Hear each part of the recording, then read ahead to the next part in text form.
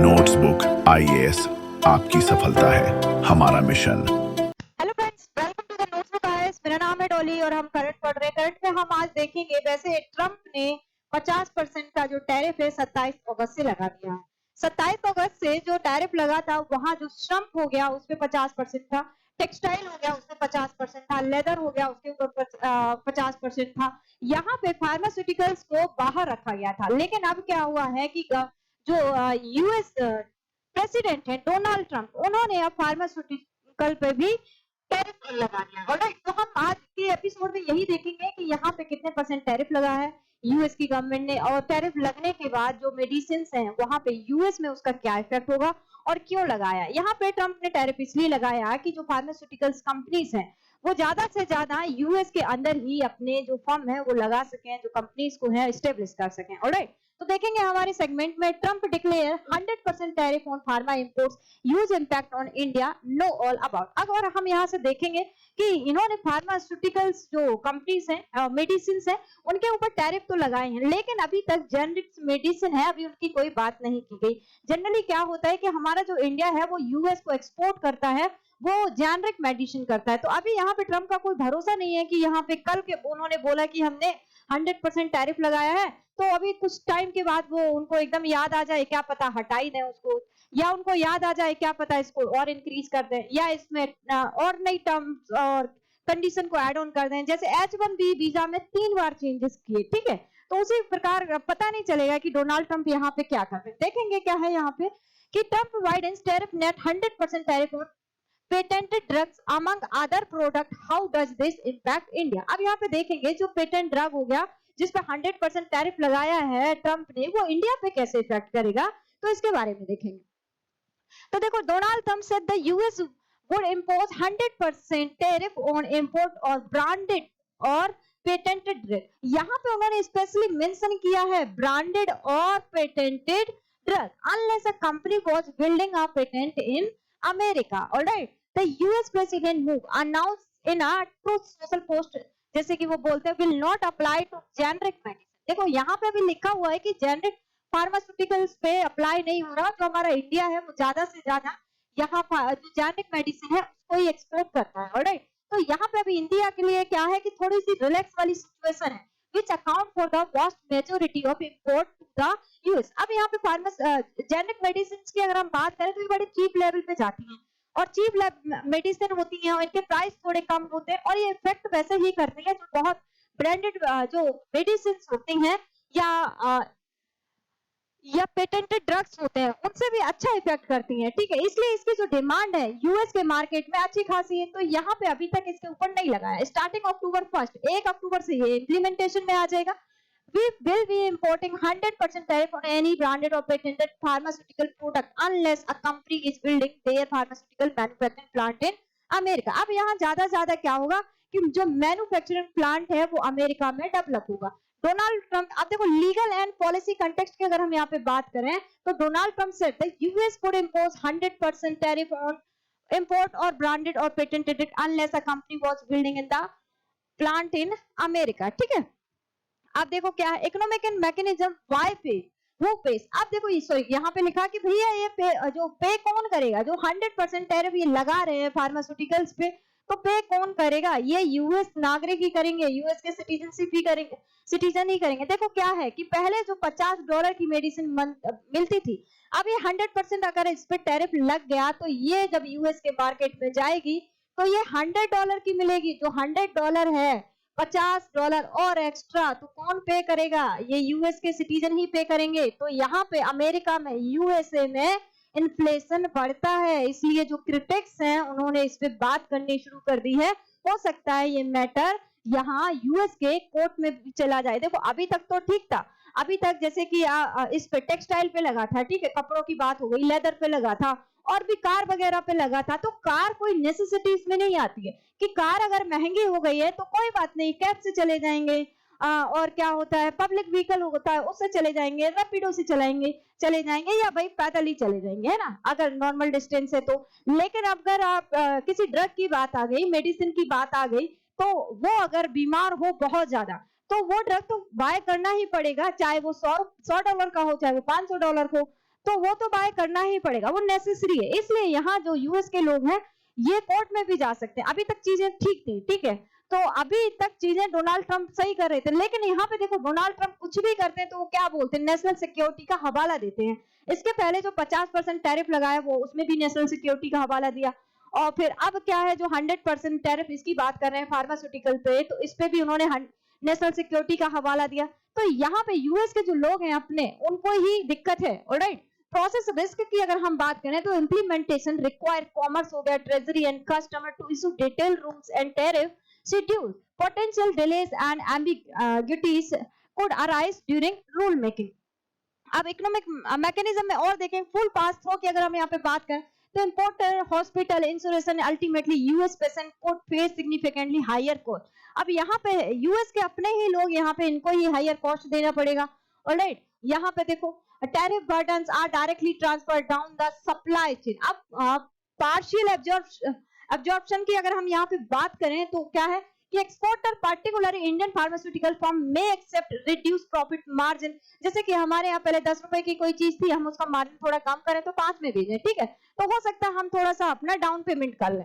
Alright, अब रिकॉन्फिगरेशन, जैसे क्या है कि हमारी जो मेडिसिन है उसकी डिमांड बनी रहे, जो हमारी जेनेरिक मेडिसिन है यूएस जाती है वो डिमांड में रहे। ऑलराइट, तो हो सकता है हम अपना थोड़ा सा जो प्राइस है वो डाउन करके वहां पे भेज दें तो यहाँ लोग खरीद सकें। Companies might relocate production to US facilities और alternate third countries to bypass tariff penalties. अब हो सकता है यहाँ पे क्या करेंगे, बहुत सारी कंपनी सब क्या करेंगी कि जो मैन्युफैक्चरिंग प्लांट है वो यूएस में ही लगा लेंगे, क्योंकि इतना पैसा देना पड़ेगा कि बाहर से भेजेंगे, फिर वहां पे 100% टैरिफ लगेगा, फिर 2 टाइम्स में वहां पे जो मेडिसिन है वो सोल्ड होगी, तो वहां के लोग उतनी ज्यादा फिर मेडिसिन बाय नहीं करेंगे, है ना, तो यहाँ दिक्कत होगी। अब लास्ट सिटी की अगर हम बात करें, given that demand for patented life saving drug is largely price inelastic, import are likely to continue, deposit cost high, तो फाइनेंशियल स्ट्रेन और बायर विल इंटेंसिफाई। तो और क्या है इसमें मार्केट्स की अगर हम बात करेंगे तो Indian and global pharmaceutical stock have come under pressure, investors reason sector exposure and potential earning risk. देखो यहाँ पे अगर इंडियन उसकी फार्मास्यूटिकल्स की बात करें तो हमारा जो इंडियन फार्मास्यूटिकल्स है वो थोड़ा डाउन नहीं गया है। रीजन क्या है कि हमारी जो जेनेरिक मेडिसिन बनाने वाली कंपनीज है वहां पे अभी देखा गया कि उस पर टैरिफ नहीं लगा है, ठीक है, तो हो सकता है डोनाल्ड ट्रंप का दिमाग कब खराब हो जाए कि उस पर भी टैरिफ लगा दें। ऑलराइट, अब यहाँ पे देखो पॉलिसी पुशबैक की बात करेंगे तो US health care stake holder, insurance, hospital and patient. अब यहाँ पे पहले भी यहाँ पे इन्होंने रूल्स एंड रेगुलेशन बनाए थे, तो यहाँ पे यूएस के जो एलोकेशन था हेल्थ के ऊपर उसमें भी इन्होंने डिडक्शन किया था, तब भी लोगों में मतलब अफरा तफरी मच गई थी, उसके खिलाफ भी लोग कोर्ट चले गए थे। और ये यहाँ पे क्या करते हैं, सीधे सीधे एक ही बात करते हैं कि नेशनल सिक्योरिटी का हवाला है। अब देखो इंटरनेशनल रिस्पांस की बात करेंगे, अफेक्टेड कंट्रीज इंक्लूडिंग इंडिया हो गया are actively considering trade and diplomatic counter measures. Alright, अब यहाँ पे इंडिया एक्सपोजर की बात करेंगे तो एक्सपोर्ट शेयर देखें तो US account for slightly over 1/3 of India pharmaceuticals export. 2024 की बात करें तो यहाँ पे हमने यूएस 27 टोटल जो हमारा एक्सपोर्ट था मेडिसिन में वो 27.9 था, जबकि हमने यूएस को 8 to 9 बिलियन डॉलर का यहाँ पे सोल्ड किया था, एस्टिमेट है ये, ठीक है। तो नेचर ऑफ एक्सपोर्ट देखेंगे, India export are largely generic, meaning it is not the primary target of the tariff. तो जनरली हमारी जो मेडिसिन है हम जेनरिक मेडिसिन भेजते हैं जो कि बड़ी सस्ती सी होती है। However some Indian firm also produce branded और patented drug and formulation APIs intermediate branded generic could still be affected indirectly। अब देखो यहाँ पे क्या है, कुछ कंपनीज हैं जो ब्रांडेड हैं वो भी जेनरिक मेडिसिन का प्रोडक्शन करती हैं, तो उन पे भी 100% टैरिफ लगेगा, लेकिन जो कंपनीज ओनली जेनरिक मेडिसिन लगाती हैं बनाती हैं और जो कि ब्रांडेड नहीं है तो उन पे नहीं लगेगा। अभी ऐसा बोला गया है, ठीक है, अभी वो पलट भी सकते हैं। अब देखो हमारे जो कंपनीज हैं जैसे सन फार्मा हो गया, डिविस लैब्स हो गया, सिप्ला हो गया, टोरेंट फार्मा हो गया, डॉक्टर रेड्डी लैब्स हो गया, इनके जो शेयर है अभी उतने नहीं गिरे, ठीक है, उतने नहीं गिरे जितने की जो ब्रांडेड कंपनी फार्मास्यूटिकल कंपनीज है उनके शेयर डाउन हुए जब से ये अनाउंसमेंट आया है। अब यहाँ पे देखो Natalie mole, director general of the European pharma lobby group, इन्होंने क्रिटिसाइज किया है, इन्होंने बोला है, वार्न किया है इन्होंने that the tariff could prevent patient from getting life saving treatment. देखो अब क्या है कि जो ड्रग्स हैं वो बहुत ज्यादा महंगे हो जाएंगे, जो फिर गरीब लोग हैं बेचारे इतना महंगा ड्रग कैसे खरीद पाएंगे, है ना। तो जैसे इंडिया में मान लो कि इंडिया में कैंसर के ट्रीटमेंट के लिए महंगी दवाइयां बहुत ज्यादा होती हैं और उसके लिए यूएस जाते हैं, अदर कंट्रीज में जाते हैं, तो वहीं पे अगर सस्ती दवाइयां हो जाएं, इलाज सस्ता हो जाए तो लोग यहीं पे ट्रीटमेंट करवाएं. Alright, tariff on medicine, however excessive, will create the worst of all what she said. उन्होंने बोला generic medicine make up about 90% of the volume of the drugs sold in US. They are exclusive from the Trump's duties will be relieved to generic drug maker, which are particularly concentrated in India and often have tight margin. तो ये उन्होंने warn किया है कि अभी दिक्कत होने वाली है. Illustrative scenario for India export losses. अब इंडिया को देखो कि किस तरह का लॉस होता है, तो बेसलाइन देखेंगे. India pharma export to US कितना है? 8.6 बिलियन. टोटल इस साल कितना हुआ था? 24 में हुआ था लगभग में 23 से 24 बिलियन. ऑलराइट, तो यहाँ पे सिर्फ यूएस को 8 बिलियन. इलास्टिसिटी सिनेरियो की बात करें तो यहाँ पे लो इलास्टिसिटी में जाएगा -0.1. वॉल्यूम डिक्लाइन होगा तो यहाँ पे 10%. अगर एक्सपोर्ट की बात करें कि 4.325 बिलियन, तो लॉस हमें कितना होगा? 4.325 बिलियन. तो मीडियम इलास्टिसिटी की अगर हम बात करें तो -0.5. वॉल्यूम कितना डिक्लाइन करेगा? 50% करेगा. एक्सपोर्ट कितना होगा? 1.3 बिलियन. लॉस कितना होगा? 6.92 बिलियन. और हाई अगर इलास्टिसिटी की अगर हम बात करें तो -0.8 से 8 होगा. Volume decline 80%, export 0.865%. तो लॉस कितना होगा? 7785.